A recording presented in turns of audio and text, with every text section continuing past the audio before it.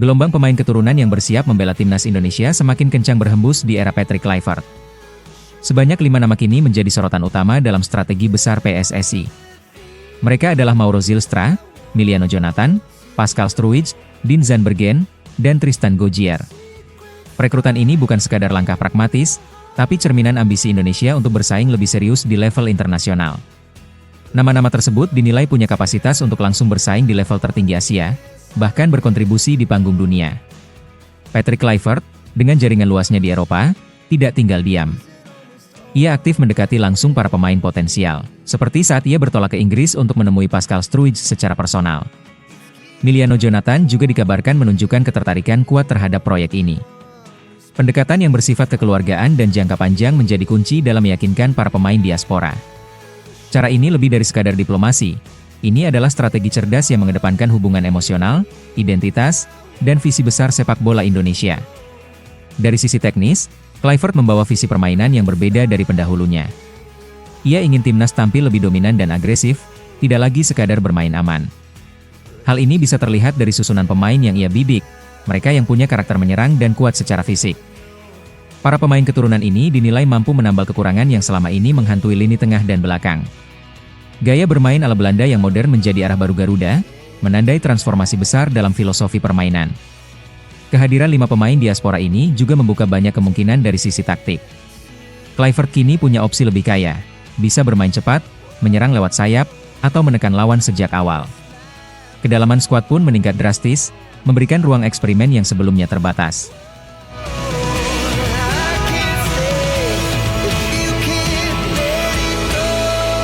Jai Itzes kembali jadi sorotan di bursa transfer musim panas 2025 setelah tampil konsisten bersama Venezia. Bek kelahiran Belanda berdarah Indonesia ini sempat dihubungkan dengan 2 klub besar, Inter Milan dan AC Milan. Namun laporan terbaru dari media Italia menyebut bahwa justru Torino yang paling serius mengejarnya. Sejak dilantik sebagai kapten tim oleh Eusebio Di Francesco pada Januari lalu, Itzes tampil semakin matang dan percaya diri. Perannya sangat vital di lini pertahanan Venezia, membuatnya jadi incaran utama sejumlah klub Serie A. Ketertarikan Torino terhadap Itzes sebenarnya bukan hal yang baru. Musim lalu, mereka juga sempat mengincarnya namun belum berhasil merealisasikan transfer. Yang menarik, pelatih Torino saat ini adalah orang yang dulu membawa Itzes ke Venezia pada 2023. Chemistry yang sudah terbangun menjadi salah satu alasan kenapa Torino kembali memprioritaskan transfer ini. Bahkan, direktur olahraga mereka, David Fagnati, dilaporkan memantau langsung aksi Itzes dalam pertandingan bulan April lalu, tanda bahwa negosiasi bisa segera dimulai. Meski Torino jadi yang terdepan, bukan berarti mereka tanpa saingan. Klub-klub seperti Genoa dan Bologna juga mengawasi situasi sang pemain dengan cermat. Genoa siap bergerak jika kehilangan Conny de Winter, sementara Bologna menganggap Itzes sebagai kandidat ideal pengganti Sam Beukema. Dengan usianya yang masih 24 tahun dan pengalaman bermain di Serie B serta Serie A, Itzes dianggap sebagai bek masa depan. Apalagi, performanya stabil dan punya fleksibilitas bermain dalam berbagai formasi, nilai tambah yang dicari banyak pelatih. Tak hanya klub papan tengah, Juventus pun sempat memonitor perkembangan Itzes pada bursa transfer musim dingin lalu. Fakta ini membuktikan bahwa kualitasnya telah lama diperhatikan oleh klub-klub elit. Jika transfer ke Torino benar-benar terjadi, langkah tersebut bisa jadi batu loncatan penting dalam karirnya.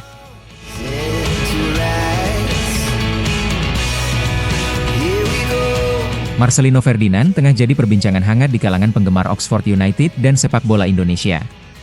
Menjelang laga terakhir musim ini melawan Swansea City, peluang Marcelino untuk mencatat debut di divisi Championship terbuka lebar. Meskipun sebelumnya sudah tampil di ajang Piala FA kontra Exeter City, ia belum pernah mencicipi atmosfer kompetisi liga. Dengan Oxford sudah aman dari zona degradasi, pelatih Gary Rowett menyatakan niat untuk menurunkan pemain-pemain yang selama ini jarang mendapat menit bermain. Selama musim berlangsung, Marcelino lebih banyak berjuang di balik layar. Ia kerap masuk skuad utama saat Oxford masih dilatih Des Buckingham, namun belum juga diberi kesempatan tampil di lapangan. Tekanan untuk bertahan di kasta kedua membuat klub lebih mengandalkan pemain berpengalaman, sehingga pemain muda seperti Marcelino harus menunggu dengan sabar. Meski begitu, di tim U21 ia menunjukkan kualitasnya dengan mencetak gol ke gawang Banbury United dan Luton Town, membuktikan bahwa potensinya terus berkembang.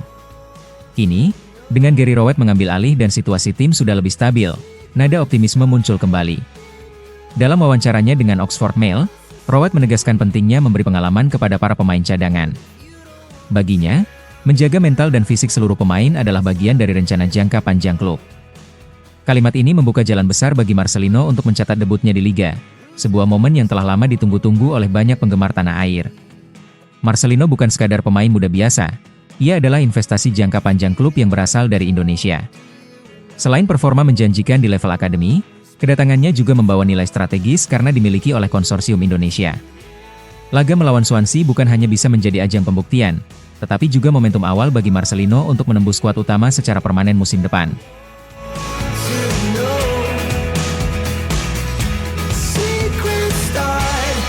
Pelatih ASEAN All-Stars Kim Sang-sik tengah menghadapi tantangan pelik jelang laga persahabatan melawan Manchester United.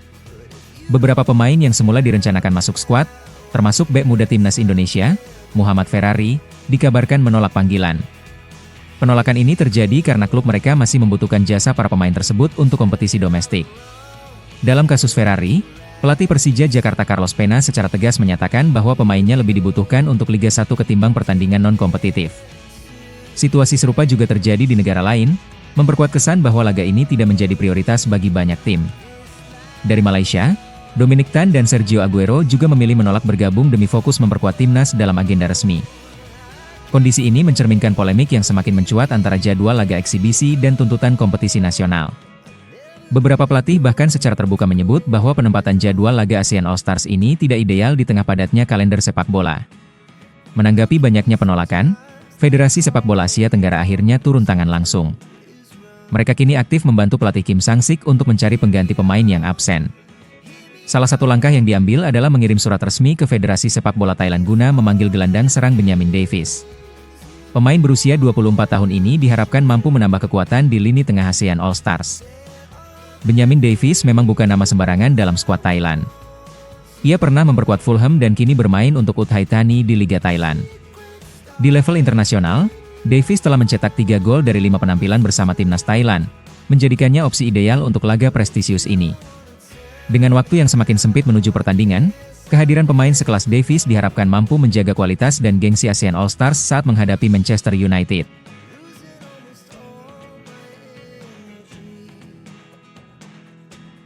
Tom Hai menyambut dengan antusias rencana pemusatan latihan lebih awal jelang 2 laga krusial kualifikasi Piala Dunia.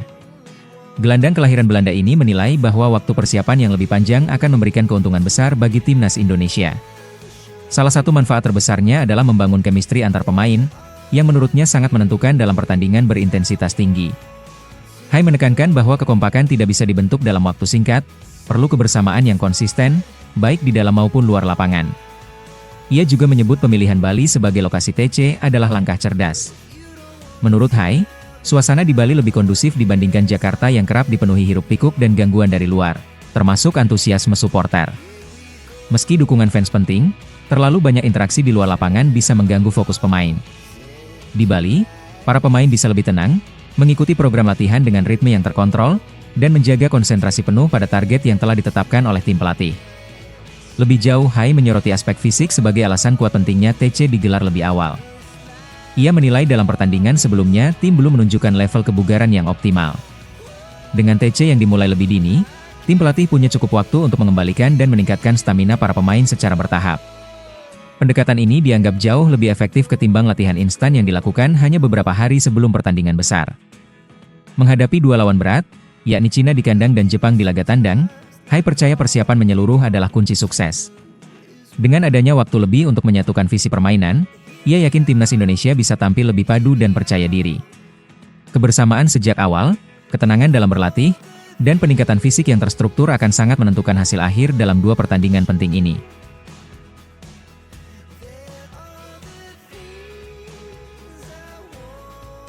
Ole Romeni akhirnya menjelaskan alasan di balik keputusannya membela timnas Indonesia, yang menurutnya tidak membutuhkan pertimbangan panjang. Pemain Oxford United ini menyebut membela Garuda adalah sebuah kehormatan besar karena ia melihat Indonesia sebagai negara yang penuh semangat dalam sepak bola. Ia merasakan langsung atmosfer luar biasa yang diciptakan para supporter saat menonton laga-laga timnas, dan momen itu menjadi titik awal keterikatannya dengan Indonesia. Menurut Ula, suasana yang diciptakan penggemar sepak bola Indonesia sangat berbeda dibanding negara lain. Bagi dia sepak bola di sini sudah melebur dalam kehidupan sehari-hari masyarakat. Ia bahkan menyebut pengalaman bermain bola bersama anak-anak di salah satu pemukiman Jakarta sebagai momen yang menyentuh dan tak terlupakan. Kesan emosional itu membuatnya merasa dekat dan terhubung secara personal dengan budaya serta jiwa sepak bola Indonesia. Koneksi emosional ini pula yang memperkuat keyakinan Ole bahwa dirinya berada di tempat yang tepat. Ia merasa diterima bukan hanya oleh tim, tapi juga oleh masyarakat luas. Sejak kabar naturalisasinya mencuat, sambutan dari para penggemar langsung membanjiri media sosial dengan nada positif. Ole merasakan dukungan itu sebagai bentuk kepercayaan besar dari publik, yang membuatnya semakin yakin dan nyaman mengenakan seragam merah putih. Baginya, keputusan membela timnas Indonesia bukan hanya tentang peluang bermain di level internasional. Tapi lebih dari itu, sebuah panggilan hati. Ia ingin membalas cinta supporter dengan dedikasi dan kerja keras di lapangan.